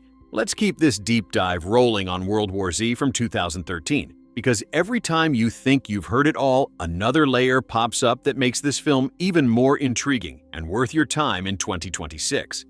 I'm still your spoiler-free narrator, excited to share the freshest trivia, production war stories, classic goofs that fans debate endlessly, and why the movie's streaming resurgence right now feels so perfect. With it sitting comfortably on Paramount Plus and climbing charts globally again this February, it's the ideal moment to revisit or discover why this zombie thriller stands out as ambitious, chaotic in the best way, and full of heart-pounding moments. One recurring fun fact that never gets old. Brad Pitt has repeatedly shared that the entire project was born from a simple dad goal. He wanted a zombie movie his sons could watch before they turned 18. Something they'd actually love since zombies were their obsession back then. That personal spark from Pitt, who also produced via Plan B, gives Jerry Lane's family-focused urgency an extra emotional punch. It's not just blockbuster spectacle. It's rooted in real-life motivation, which makes the stakes feel authentic even amid the global madness. The axe or baseball bat choice scene? Pure gold for book fans. It's a direct-in joke to Max Brooks' Zombie Survival Guide, where he seriously analyzes why both melee weapons have merits over guns in zombie scenarios. No noise, no reloads, reliable blunt force. The film drops it in casually, but it ties back to the source material's practical survival mindset beautifully. On the 10th Man Doctrine, we're Israel's special unit to challenge assumptions and avoid groupthink. It's inspired by the real Israeli Military Intelligence Directorate's Devil's Advocate Office, which exists to explore alternative worst-case scenarios and prevent intelligence blind spots. Not called the 10th Man, exactly, but the concept is grounded in actual practices, adding that smart, researched flavor to the film's international strategies. The scrapped Russian battle sequence remains one of the biggest what-ifs in Hollywood lore. They filmed a massive, expensive 12-minute climax in Budapest with Pitt going full warrior against hordes. Crew moved there specifically for it. But it didn't fit the tone. Most got axed during reshoots, with fragments repurposed for the epilogue as glimpses of worldwide fights. It shows the filmmakers' guts to cut huge chunks, after spending millions, for a more thoughtful, less over-the-top ending. Peter Capaldi's WHO Doctor? A late script addition during those chaotic rewrites. Great timing, as it gave him a sharp, witty role right before Doctor Who exploded his fame. Goofs that keep fans buzzing on rewatches. The plane Jerry travels on flips between an Antonov 12 and a Lockheed C-130 Hercules in different shots. Classic continuity slip in the high-pressure editing. In the opening Philly traffic jam, a motorcycle cop warns Jerry to stay in the car with clear gridlock behind him, then gets smashed by a massive dump truck that magically appears in a blocked street with no room to charge through. The escape plane from Israel is called an A310 externally, but the cabin interiors match a Boeing 777, not even close.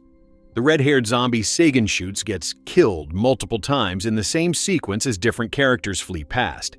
And the nuclear flash implies distant real-world fallout, like the hinted Iran-Pakistan conflict. But phones die instantly in a way that real distant EMPs might not uniformly cause. These quirks don't ruin the fun. They add to the charm and spark online "Did you catch this?" threads. The unrated extended cut is still the fan-favorite way to experience it. About 7 minutes longer, roughly 122 minutes versus the theatrical 116. With no new plot or big dialogue changes, but tons of ramped-up violence.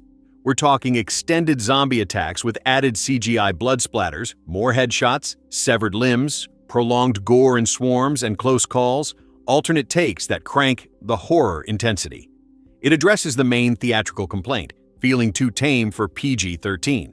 Scenes in Jerusalem, on the plane, and during horde moments get that extra visceral edge. More traditional zombie carnage without holding back. Many call it the definitive version, especially since Brad Pitt hyped it as delivering the raw action fans wanted. If the original felt restrained, this one bites harder. Production nightmares? Endless. Vanity Fair's epic cover story detailed it all. Unpaid millions from Malta shoots lost in paperwork drawers, VFX supervisor, clashes leading to replacements, rumored on-set tensions between Pitt and Forster, downplayed but real. A bleak original third act that got gutted by Lindelof and Goddard for something more hopeful. The budget ballooned wildly, but those risks paid off in a polished final product. Zombie creation trivia. Hundreds of real stunt performers choreographed the swarms in jerky motion for unpredictability, inspired by viral spreads in animal herds. VFX then layered thousands digitally with physics sims for realistic piling and flowing. Gritty, almost documentary-style horror that makes it terrifyingly plausible. In February 2026, it's thriving on streaming. Widely available on Paramount+, including premium and channels like AMC+, plus easy rents/buys on Amazon, Apple TV, YouTube TV, and more. It's been a global chart climber lately, especially as people revisit its pandemic themes with fresh eyes. No wonder. It's the highest-grossing zombie film for ages, influencing fast hordes in games and movies, and still feels urgent. We're still deep in the trenches with World War Z from 2013, peeling back even more layers that make this zombie thriller such a compelling, rewatchable beast, even here in February 2026. I'm your spoiler-free narrator, keeping the energy high and the details flowing so you can see exactly why this film deserves to be your next watch. Whether you're streaming it fresh on Paramount Plus or dusting off the Blu-ray for that unrated cut. With so much trivia, production lore, and little quirks still left to share, let's keep going and build the case until you're convinced this is the global-scale action horror gem you need right now. One detail that keeps surfacing in fan circles: the infection countdown, those tense 12-second bites-to-turn moments, is kept brutally consistent throughout. Every single on-screen bite follows the same rapid timeline, no exceptions, which ramps up the dread because you know exactly how little time anyone has once contact happens. It's a small but brilliant choice that makes every close call feel like a ticking bomb, and it ties back to the film's emphasis on speed and inevitability over slow dread. The film's opening sequence in Philadelphia, shot in Glasgow, has become iconic for how quickly it escalates from everyday traffic jam to full apocalypse. Fun production note: to create that gridlock chaos, they actually parked hundreds of American-style cars on Cochrane Street and George Square, complete with fake storefronts and signage to sell the U.S. city illusion. Locals still talk about the day the city turned into a war zone for filming. Thousands of extras showed up, way more than requested, because word spread fast that Brad Pitt was there. That grassroots excitement mirrored the film's own theme of ordinary people caught in extraordinary panic. Another Easter egg for the sharp-eyed: during the WHO facility scenes, shot in the old Pfizer building in Sandwich, Kent, there's a subtle nod to real virology labs with equipment and layout details that feel authentic. The filmmakers consulted actual epidemiologists and outbreak experts to get the sciencey bits right. Not over-the-top accurate, but enough to make the investigative parts feel credible rather than Hollywood nonsense. On the visual effects front, the zombie swarms were a massive technical achievement. The team didn't just slap CGI crowds on top, they built hybrid sequences where real stunt performers, hundreds at a time, performed the base movements in choreographed jerky patterns. Then VFX artists multiplied them into thousands with dynamic simulations. Hair, clothing, and limb physics were individually calculated so the piles and flows looked organic, like real fluid dynamics applied to undead bodies. Forster pushed for that grounded realism because he wanted audiences to feel the horror as if it were captured on shaky news cameras, not polished superhero effects. The score by Marco Beltrami deserves its own spotlight again. He layered in low-frequency rumbles for dread, sharp percussive hits synced to zombie impacts, and swelling orchestral moments for emotional peaks. Muse's isolated system track, and its instrumental versions, weaves through key scenes, giving the film a modern, almost industrial rock edge that elevates the tension without overpowering it. If you watch with good headphones, the sound design alone, distant screams fading into silence, then sudden roars, will give you chills long after the movie ends. Production war stories keep getting retold because they're so wild. One lesser-known one: during the Malta shoot for the Jerusalem sequences, a huge storm rolled in and damaged sets overnight, forcing last-minute rebuilds. The crew worked through rain and wind to keep schedule, which added to the gritty, battle-worn feel of those wall scenes. Another, the Navy ship interiors, using the real RFA Argus and Falmouth, required the cast and crew to live aboard for days to capture authentic rocking motion and confined space tension. Practical effects at their finest. Goof highlights that fans still meme about. In one rooftop escape, the helicopter is clearly an HH-65 Dauphin, Coast Guard model, but the film treats it as Navy-operated. The nuclear flash scene implies massive global fallout, yet characters in later scenes use electronics that should be fried by EMP if the blast was close enough. Classic suspension of disbelief territory. And the dump truck in the opening Philly chaos, it barrels through a completely blocked intersection with zero room to accelerate. Physics be damned. These imperfections are part of the charm. They humanize a massive production and give rewatches that pause and laugh energy. As of right now, February 2026, the movie is having another quiet but steady moment on streaming. Paramount Plus keeps it front and center in many regions, including India, where it's easy to access, and it's popping up in top zombie movies curated lists and algorithm recommendations. The post-pandemic lens makes its themes of rapid spread, international coordination, or lack thereof, and clever countermeasures hit even harder. People are rediscovering it not as dated action, but as prescient entertainment. All these pieces, the consistent infection clock, real location grit, hybrid VFX swarms, killer sound design, storm-damaged sets, cheeky goofs, and current streaming love, paint World War Z as a film that was forged under pressure and came out stronger for it. It's big, smart, emotional, terrifying, and surprisingly rewatchable. If you haven't seen it in a while, or ever, especially the unrated extended cut with its extra gore and intensity, this is your sign. Stream it on Paramount+, rent it digitally, gather some friends if you want company for the scares, and let the global nightmare unfold. You'll come out buzzing with adrenaline and a new appreciation for how movies like this get made. Let's keep unpacking World War Z from 2013 with even more juicy details that make this zombie blockbuster feel like a never-ending treasure chest of behind-the-scenes stories, clever nods, and reasons it's still worth your time in February 2026. I'm your dedicated narrator here, spoiler-free as always, building the hype so you can jump in fresh and get swept up in the global chaos. With the film holding strong on streaming, right now it's widely available on Paramount+, including Paramount Plus Premium and channels like AMC+, plus easy options to rent or buy on Amazon Video, Apple TV, Fandango at Home, YouTube TV, and more. It's the perfect moment to revisit or discover why this one's a modern classic. One trivia nugget that always sparks smiles among fans. The moment where characters debate choosing an axe or a baseball bat as a weapon, with the line, "There are merits to each," is a direct shout-out to Max Brooks' Zombie Survival Guide. In the book, Brooks dedicates real analysis to why both tools shine in a zombie crisis. No ammo needed, quiet kills, solid reach. And the film slips it in so smoothly, it's like a secret handshake for readers.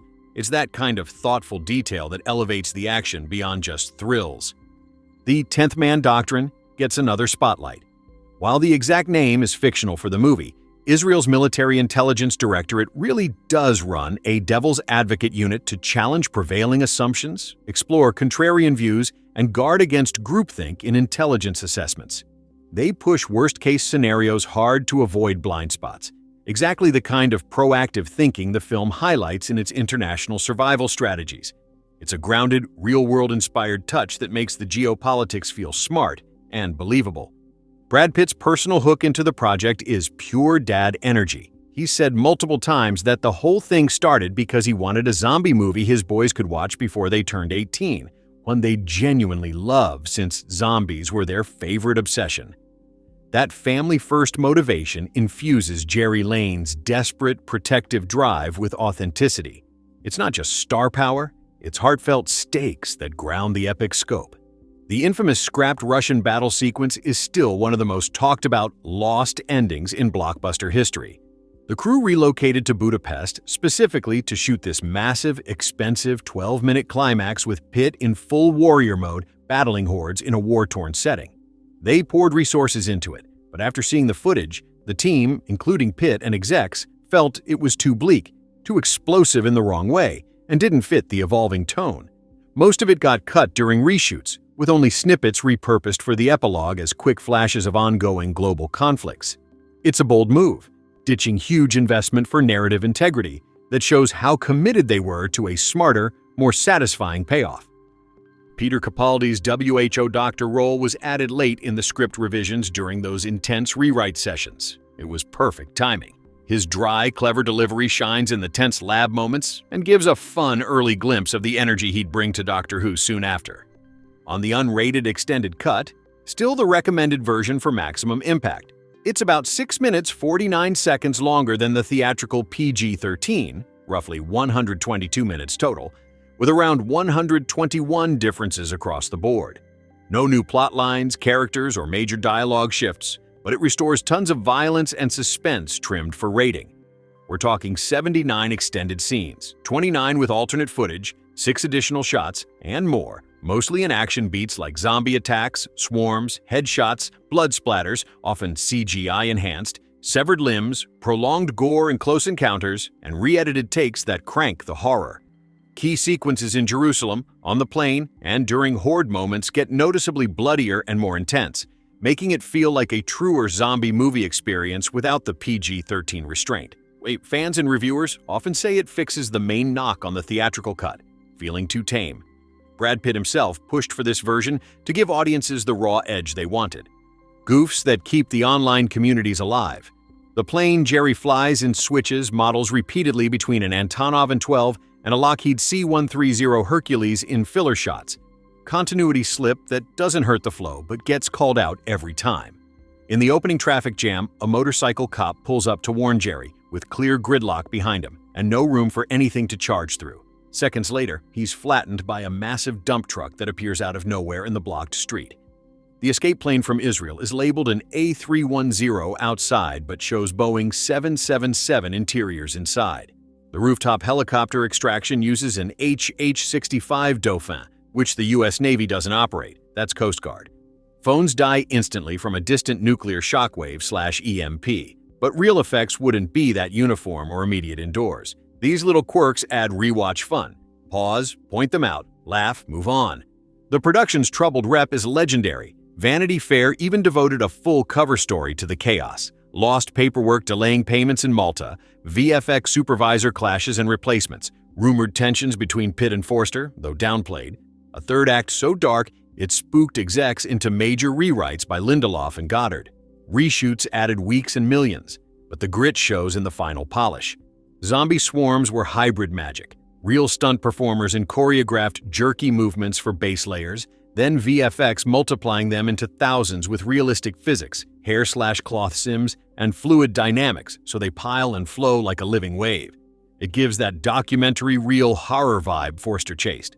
We're pushing forward with even more captivating details on World War Z from 2013, the zombie thriller that's still delivering chills and thrills in February 2026. As your go-to narrator, I'm keeping everything spoiler-free while piling on the fresh trivia, production insights, classic goofs, and reasons this film feels timeless, especially now that it's streaming strong and easy to access right where you are. Whether you're in Satna or anywhere else, grab your device, cue it up, and let's dive into why this one's a standout. A standout trivia fact that ties everything together.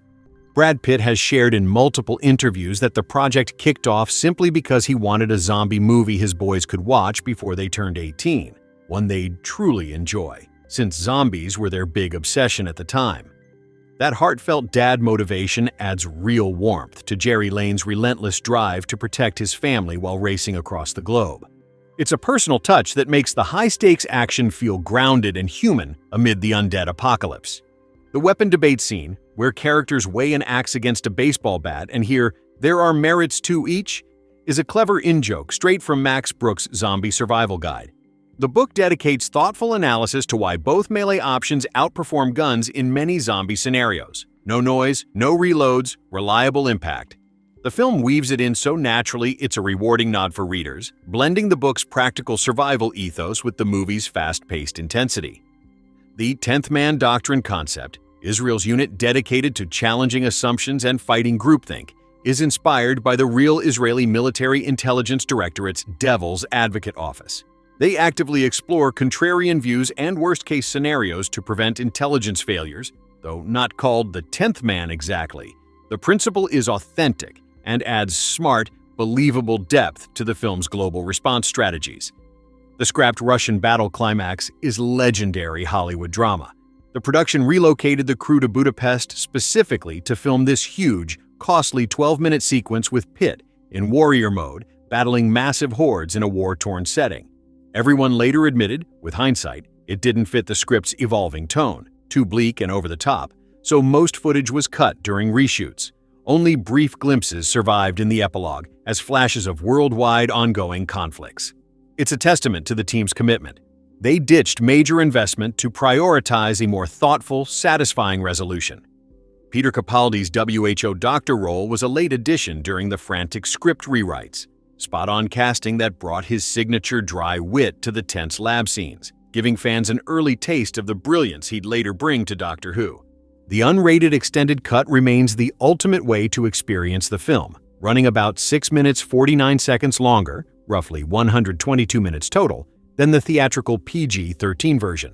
It features no new plot lines, major dialogue changes, or added characters, but restores around 121 differences, 79 extended scenes, 29 with alternate footage, 6 additional shots, and more. The bulk amps up violence and gore, extra blood splatters, often CGI-enhanced, prolonged zombie attacks, more headshots, severed limbs, intensified swarm sequences, and re-edited close calls that crank the horror without restraint. Key moments in Jerusalem on the plane and during hordes get noticeably bloodier and more visceral, addressing the theatrical cut's main criticism of feeling too tame for a zombie movie. Brad Pitt championed this version, excited to give fans the raw intensity they loved in theaters but craved more of at home. If the original felt a bit restrained, this one delivers the full zombie carnage punch, widely considered the superior definitive cut. Goofs that fuel endless fan discussions and rewatches. The aircraft Jerry uses flips between an Antonov An-12 and a Lockheed C-130 Hercules in various shots, pure continuity slip amid the high-pressure editing. In the opening Philadelphia traffic jam, filmed in Glasgow, a motorcycle cop warns Jerry to stay in the car with clear gridlock behind him and no room for anything to charge. Seconds later, he's plowed by a massive dump truck that appears from nowhere in the blocked street. The escape plane from Israel is labeled an A310 externally, but shows Boeing 777 cabin interiors inside.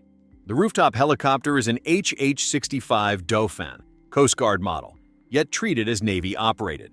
Phones die instantly from a distant nuclear shockwave/EMP, but real effects wouldn't be that immediate or uniform indoors. These quirks are harmless fun. Pause, spot them, chuckle, and keep going. Filming locations brought epic real-world authenticity. Jerusalem's fortified walls and chaos used Valletta's historic sites in Malta, including Fort St. Elmo and streets around Floriana and Cospicuo. Ancient stone gave the siege scenes massive scale. Philadelphia's opening mayhem, traffic jam, and square panic was shot in Glasgow, Scotland. George Square stood in for the City Hall area. Cochrane Street jammed with American cars and fake storefronts. They needed 2,000 extras, but got thousands more showing up from local buzz. Budapest handled key sequences, including the original scrapped battle. Other spots, Blaenau Festiniog in Wales for quiet post-crash walks, Lulworth Cove in Dorset for coastal bits, disused Bovingdon Airfield in Hertfordshire for built sets like bridges and squares, Falmouth Docks in Cornwall using the real RFA Argus as a Navy vessel. This global patchwork made the worldwide Outbreak feel immersive and lived in. Production chaos stories are endless. Millions in unpaid Malta debts lost in paperwork drawers, VFX supervisor clashes leading to replacements, rumored on-set tensions, downplayed but real. A third act so dark it triggered major rewrites by Lindelof and Goddard. Storms damaged Malta sets overnight, forcing quick rebuilds that added gritty realism. The zombie swarms blended hundreds of real stunt performers and choreographed jerky movements with VFX multiplying them into thousands.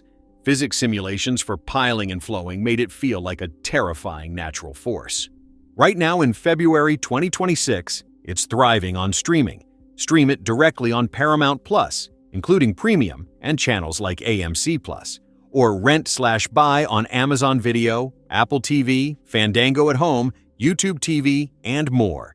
It's popping up in top recommendations and charts again, with its themes of rapid outbreaks and clever countermeasures resonating fresh.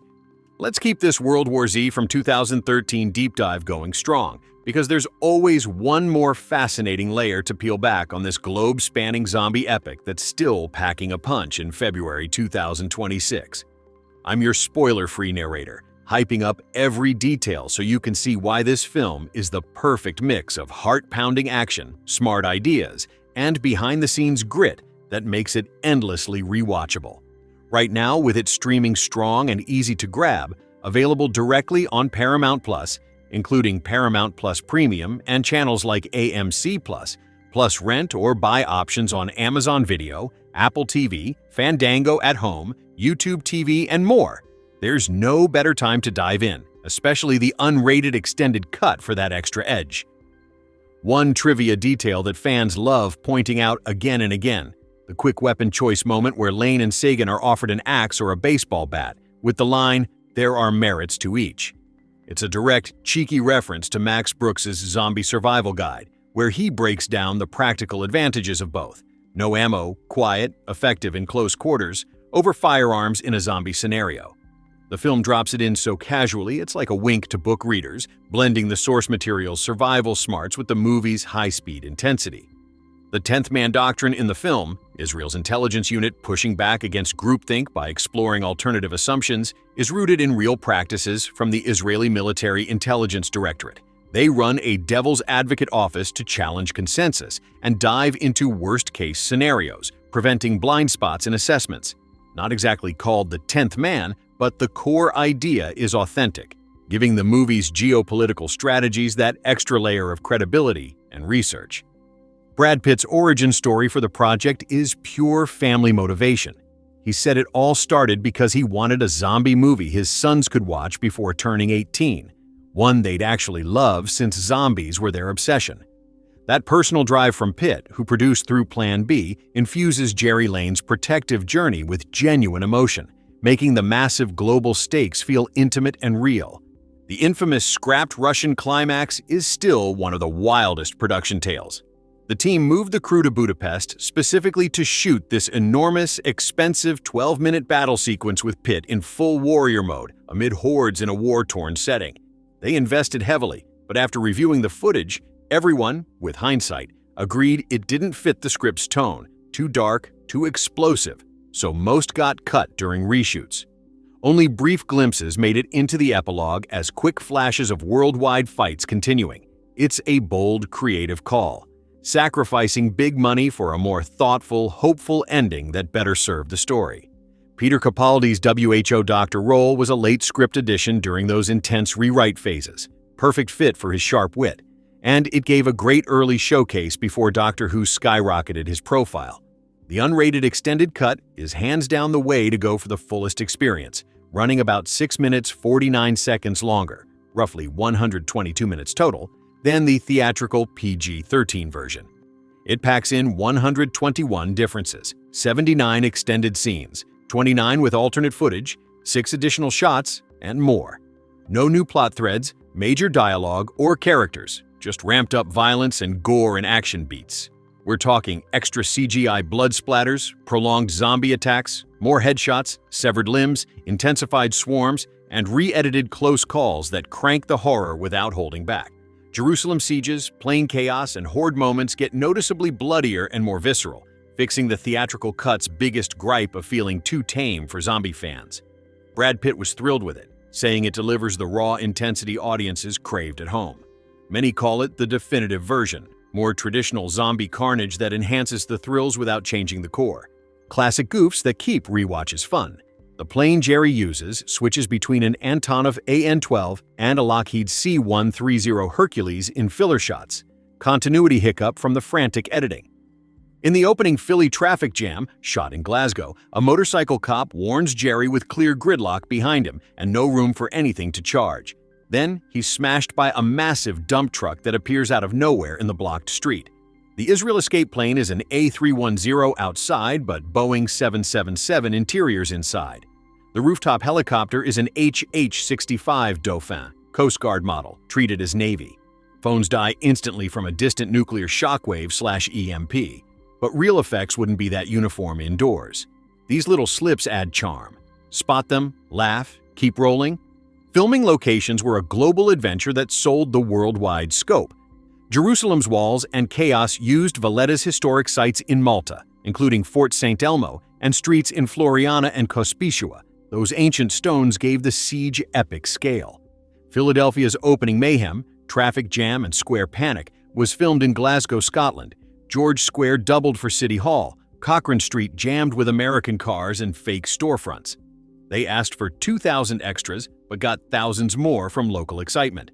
Budapest handled key sequences, including the original scrapped battle. Other spots, Blaenau Festiniog in Wales for post-crash walks, Lulworth Cove in Dorset for coastal bits, disused Bovingdon Airfield in Hertfordshire for built sets like bridges and squares, Falmouth Docks in Cornwall using the real RFA Argus as a Navy vessel. This patchwork made every location jump feel immersive and authentic.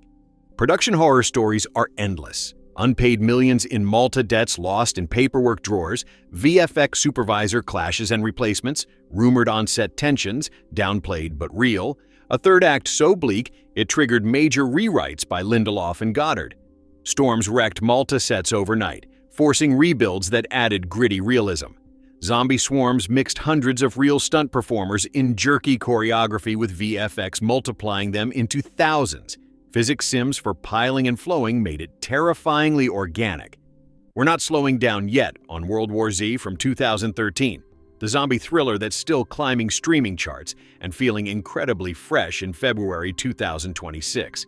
As your enthusiastic narrator, I'm here piling on more of those irresistible details that turn this from just a movie into a full-on experience worth every minute. No spoilers, just pure hype, so you can dive in spoiler-free and let the global panic sweep you away.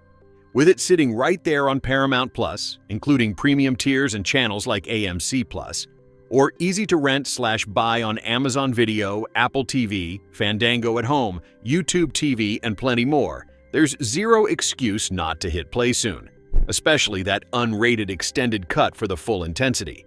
One trivia bit that always gets a reaction from fans: the bite-to-turn infection window is locked at exactly 12 seconds in every single on-screen case.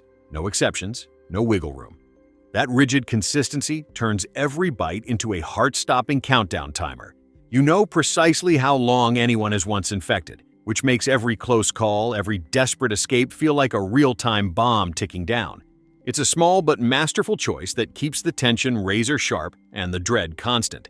The opening Philadelphia sequence, filmed entirely in Glasgow, Scotland, has become one of the most talked-about cold opens in modern action horror.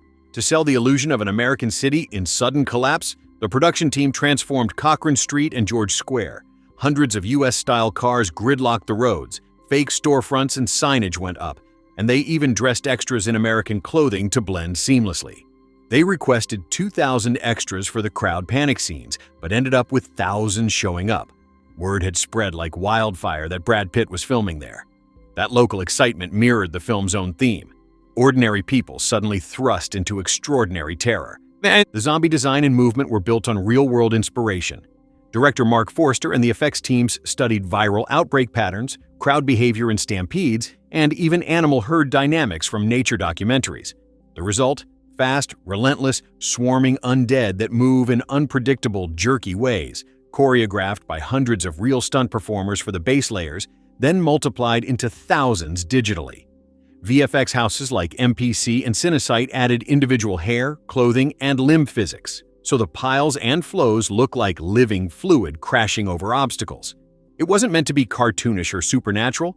It was designed to feel like a horrifying, almost biological phenomenon captured on shaky, news-style cameras, making the horror hit closer to home. Marco Beltrami's score is another unsung hero. He layered deep, ominous, low-frequency drones for building dread, sharp percussive impacts synced perfectly to zombie strikes and gunfire, and soaring orchestral swells for the emotional family beats. Muse's The Second Law isolated system, and its instrumental variations, threads through key moments, adding a modern, almost apocalyptic rock edge that elevates the tension without overwhelming the action. On a good sound system or headphones, the audio design, distant screams fading into eerie silence, then sudden roars and thundering footfalls, will stick with you long after the credits. Production anecdotes keep getting wilder the more you dig. During the Malta shoot for the Jerusalem Wall sequences, a massive storm rolled in overnight and damaged huge sections of the set. Stone walls cracked, scaffolding collapsed, rain flooded the area. The crew worked through the bad weather to rebuild quickly, and that added wear and tear actually enhanced the battle-worn, desperate feel of those scenes. Another gem. For the naval vessel interiors, using the real RFA Argus docked in Falmouth, Cornwall, the cast and crew lived aboard for days to capture the authentic rocking motion, tight corridors, and confined space claustrophobia. Practical location work at its best. Goof spotting remains a favorite rewatch pastime. The aircraft Jerry flies in toggles between an Antonov An-12 and a Lockheed C-130 Hercules, depending on the shot. Editing continuity slip in the chaos. In the opening traffic jam, a motorcycle cop pulls up to warn Jerry with obvious gridlock behind him and no lane open. Seconds later, he's crushed by a giant dump truck that somehow barrels through the blocked intersection with impossible momentum. The Israel escape plane is marked as an A310 externally, but has Boeing 777 cabin interiors. The rooftop extraction helicopter is an HH-65 Dauphin, Coast Guard model, yet labeled as Navy-operated. Phones drop dead instantly from a distant nuclear shockwave/EMP, but real distant electromagnetic pulses wouldn't fry everything that uniformly indoors. These quirks are harmless and add to the fun. Pause, point them out to friends, laugh, and keep watching. Right now in February 2026, World War Z is having another quiet resurgence on streaming. It's prominently featured on Paramount Plus globally, including in India and many other regions, often appearing in top zombie or action thriller recommendations. The post-pandemic lens makes its rapid spread mechanics, international cooperation struggles, and clever countermeasures feel eerily prescient and relevant all over again. Let's keep the spotlight shining on World War Z from 2013, because this zombie epic just keeps giving. No matter how many times you circle back, there's always another angle that makes it feel fresh and essential in February 2026. I'm your spoiler-free guide here, walking you through every last compelling detail so you can understand why this film is the ultimate blend of breathless action, smart storytelling, and that rare blockbuster heart that sticks with you. With the movie still easy to stream right now, front and center on Paramount Plus, including premium and channels like AMC Plus, or quick to rent/buy on Amazon Video, Apple TV, Fandango at Home, YouTube TV, and more. It's literally at your fingertips, especially that unrated extended cut for the maximum punch. One of the coolest little touches that rewards attentive viewers. The film's infection timeline is locked in at exactly 12 seconds from bite to full turn in every visible case. No variation, no exceptions. That ironclad rule turns every single bite into a precise, merciless countdown. You can literally count it out in your head during tense moments, knowing exactly how many heartbeats someone has left. It's a brilliant narrative device that keeps the suspense dialed to 11 without needing jump scares. Pure, unrelenting dread built on consistency. The opening sequence, starting with the quiet family mourning and exploding into Philadelphia chaos, has become a textbook example of how to hook an audience in minutes. Shot in Glasgow, Scotland, doubling for Philly thanks to tax incentives and perfect urban grid, the production team went all out. Cochrane Street and George Square were transformed with hundreds of American cars in fake gridlock, US-style signage, and storefronts. They called for 2,000 extras for the crowd panic, but ended up with thousands showing up because the word had spread that Brad Pitt was on location. That organic turnout added real energy to the scenes, mirroring how fast panic can spread in the story itself. The zombie movement and design were deliberately crafted to feel like a horrifying natural disaster rather than classic horror monsters. Mark Forster and the effects teams drew inspiration from real viral outbreaks, crowd crushes at events, and herd behaviors in wildlife footage. The jerky motion choreography had hundreds of stunt performers trained to move in erratic, unpredictable bursts. Then VFX multiplied them into massive swarms with individual hair/cloth/limb simulations and physics, so the piles and flows behaved like water rushing over barriers. The goal was documentary realism, shaky cam news footage style that makes the horror feel immediate and plausible, like something you could see on a breaking broadcast tomorrow. Marco Beltrami's score is the invisible heartbeat of the film.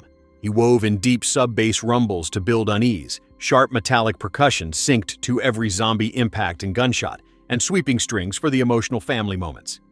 Muse's The Second Law isolated system, and its stripped-down instrumental versions, floats through pivotal scenes, giving the whole thing a modern, almost dystopian rock edge that amplifies the urgency without drowning the dialogue. On headphones or a solid sound system, the layered audio, fading distant screams, sudden roars, thundering footsteps, turns a viewing into an immersive event that lingers in your ears. Production war stories just keep getting richer. During the Malta shoot for the Jerusalem wall siege, a fierce overnight storm damaged massive set pieces, cracked stone, collapsed scaffolding, flooded areas. The crew pushed through rain and wind to rebuild fast, and that real-world battering actually enhanced the battle-scarred, desperate atmosphere of those sequences. For the naval ship interiors, they used the actual RFA Argus docked in Falmouth, Cornwall, and had cast and crew live aboard for days to capture authentic ship motion, tight hallways, and the claustrophobic feel of life at sea during crisis. Practical locations like that add texture you can't fake. Goof spotting is practically a side game on rewatches. The plane Jerry flies in alternates between an Antonov AN-12 and a Lockheed C-130 Hercules depending on the angle. Classic editing continuity slip. In the opening gridlock, a motorcycle cop warns Jerry with obvious blockage behind him and no clear path. Moments later, he's flattened by a giant dump truck that charges through the jammed intersection with impossible space and speed. The Israel escape plane is an A310 on the exterior, but Boeing 777 cabin inside. The rooftop helicopter is an HH-65 Dauphin, Coast Guard, yet treated as Navy. Phones instantly die from a distant nuclear shockwave/EMP, but real distant pulses wouldn't wipe everything that uniformly endures. These are harmless quirks. Pause, laugh with friends, then dive back in. As of right now in February 2026, World War Z is riding another wave on streaming. It's prominently placed on Paramount Plus across many regions, including India, often popping up in top zombie, action thriller, or movies like Contagion recommendations. The film's take on rapid global spread, fractured international responses, and ingenuity under pressure feels even more resonant today, drawing new viewers who missed it the first time around.